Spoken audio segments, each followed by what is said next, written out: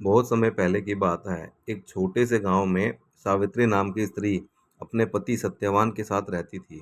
दोनों का जीवन बहुत सादा था, पर उनके बीच प्रेम, विश्वास और भक्ति की डोर बहुत मजबूत थी। सावित्री हर साल करवा चौथ का व्रत रखती थी। हर दिन भर बिना पानी पिए माँ पार्वती और भगवान शिव की पूजा करती और अपने पति की लंबी उम्र की कामना करती थी। उस साल जब करवा चौथ का दिन आया तो सुबह से ही सावित्री ने मन में अजीब सी बेचैनी थी। उसे बार बार ऐसा लग रहा था जैसे कोई अनहोनी होने वाली है। दोपहर होते होते उसका पति सत्यावान अचानक बीमार पड़ गया।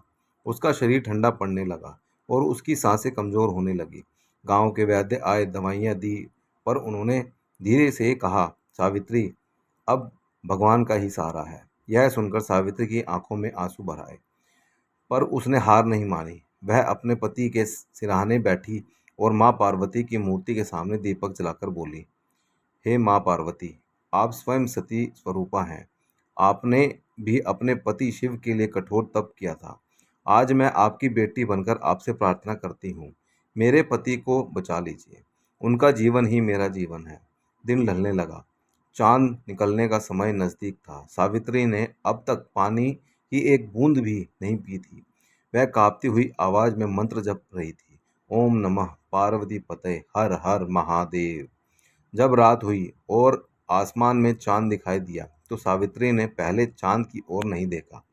वह पहले माँ पार्वती के सामने झुकी और बोली, माँ, मैंने जो कुछ भी किया सच्चे मन से किया। अब यह जीवन और मृत्यु दोनों आपके हाथ में है। इतना कहकर वह अपने पति के पास गई, उसके माथे पर हाथ रखा और धीरे से बोली, सत्यवान, आंखें खोलो। एक पल को सन्नाटा छा गया। फिर अचानक सत्यवान ने अपनी आंखें खोली। उसकी सांसें वापस चलने लगी। सावित्री वहीं बैठकर रो पड़ी। उसके आंसू जमीन पर गिरते हुए मानो माँ पार्वती के चरण छू रहे थे। उसी क्षण माँ पार्वती प्रकट हुई। उनके चेहरे पर मधुर मुस्कान थी।